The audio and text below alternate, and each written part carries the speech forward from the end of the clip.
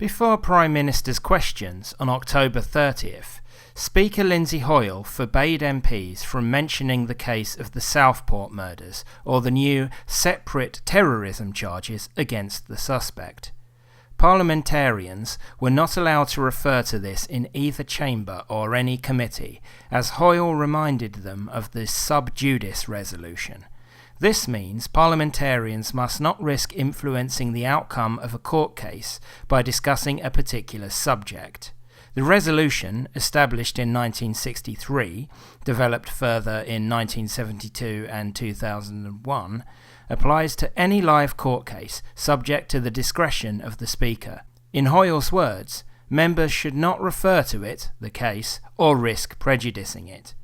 This came in when the charges were made against the suspect, and will be in force until the end of the trial, which starts in January. Sub judice can apply in spite of parliamentary privilege. Parliamentary privilege means MPs or peers cannot be prosecuted or sued for anything they say in the chamber or on committees. This includes revealing criminal allegations about people, or even breaking the Official Secrets Act.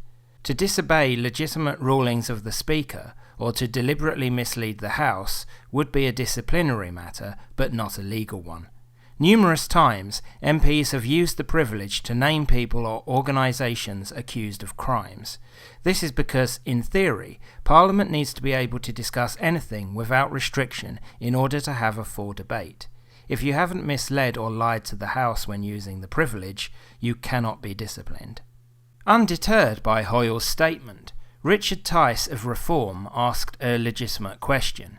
He didn't mention the case at all, let alone ask any specifics about it.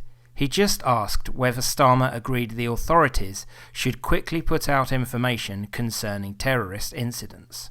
The government's own independent reviewer of terrorist legislation, Jonathan Hall KC, has said that it is important in incidents of terrorism that the authorities put out more information sooner in order to prevent the information gap. Does the Prime Minister agree? We could hazard a guess what Tice was cryptically referring to, but this was clearly within the parameters set out by the Speaker. Starmer snarkily replied, "All of us in this House have a choice to make. They can either support the police in their difficult task, or they can undermine the police in their difficult task. I know which side I am on." Hoyle was well within his rights to uphold the status quo. However, he would also have been within his rights, as he puts it, to exercise a waiver.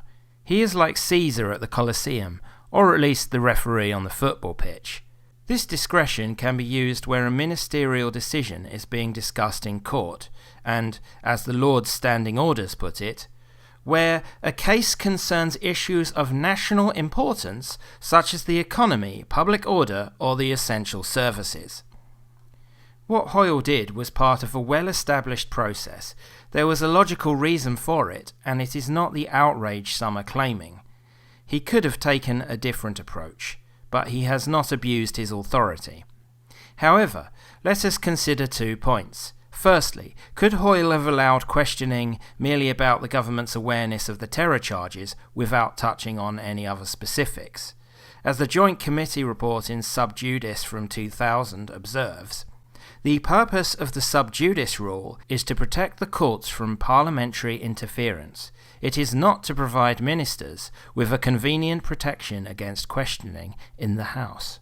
It might be safer from the Speaker's point of view to simply rule out mentioning it, just in case. However, in a point of such public interest, perhaps this distinction should be made. Parliamentary enthusiasts might wish to examine previous examples of high-profile cases and see if the waiver was used. In 2020, it was used in the Lords so that peers could discuss prosecutions by the Post Office during the Horizon scandal. Another salient point is that Hoyle has been known to alter parliamentary procedure simply to assist the Labour Party or to appease protesters. The famous example was his handling of the Opposition Day motion concerning Gaza, where in Hoyle's own admission he made the wrong call. He has also sailed close to the wind where impartiality is concerned, acting like a fanboy to Zelensky and saying how the government should legislate to crack down on misinformation. He's not quite as bad in this regard as John Bercow was, especially over Brexit, but he's getting there. What we've got to do is to make sure it's factual, correct what's up there. If not, I think the government really have to think long and hard about what they're going to do with social media, and what are they going to put through Parliament as a bill to act. The fact is, misinformation is dangerous, and no misinformation, or threats, or intimidation should be allowed. Indeed, Hoyle's use of sub judice that Wednesday morning did protect Starmer, because it meant no embarrassing questions could be asked of him in front of the whole country. For there has most probably been a cover-up of sorts concerning the terror charges, and the anger at Sir Keir's government is palpable. Was protecting him part of Hoyle's intention for taking this action? Only the Lancastrian windbag can know that.